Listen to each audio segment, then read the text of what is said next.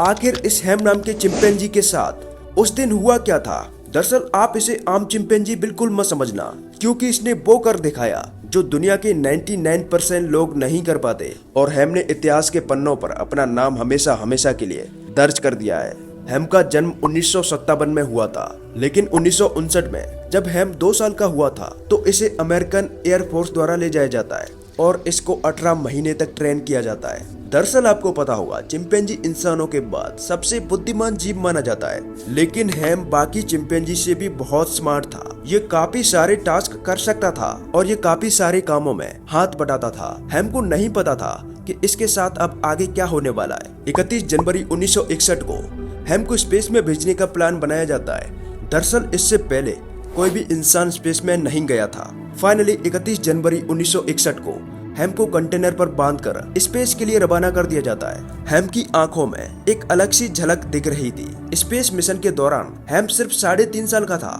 हैम का rocket 5800 kilometre प्रति घंटा की रफ्तार से अंतरिक्ष में जा रहा था। हैम का रॉकेट सिर्फ 16 मिनट में ही लगभग 160 किलोमीटर की ऊंचाई पर पहुंच चुका था। लेकिन हैम इससे और ऊपर जाता तो शायद इसकी मौत भी हो सकती थी, क्योंकि उड़ान के वक्त प्रेशर के कारण हैम का कैप्सूल बुरी तरह से डैमेज हो गया था और हैम को उसके स्पेस सूट ने बचा लिया। इसके बाद हैम को वापस से धरती पर लाने का फैसला किया गया और धरती पर लौटते वक्त हैम का कैप्सूल लगभग 130 किलोमीटर की दूरी पर अटलांटिक महासागर में जाकर गिरा था और कुछ ही घंटों बाद हैम को बचाने के लिए अमेरिकन एयरफोर्स का जहाज पहुंचता है। हैम बिल्कुल सही सलामत था। जब हैम को कैप्सूल से निकाला गया तो फोटोग्राफर्स ने हैम की ये फोटो कैप्चर की थी। इसमें हैम के चेहरे पर एक मुस्कुराहट थी, लेकिन कई एक्सपर्ट्स का मानना है कि हैम की आंखों में साफ साफ डर दिख रहा था। लेकिन 1963 में हैम को वाशिंगटन की नेशनल जू में भेज दिया जाता है। इसके बाद यहाँ पर हैम 20 साल तक बिल्कुल अकेले रहा और साल 1983 में 26 साल की उम्र में ही हैम की मौत हो जाती है। दरअसल हैम का असली नाम चैंग था, लेकिन स्पेस मिशन के बाद इसका नाम हैम पड़ गया और हैम के स्पेस मिशन के बाद ही 1963 में दुनिया का पहला इंसान अंतरिक्ष में जाता है,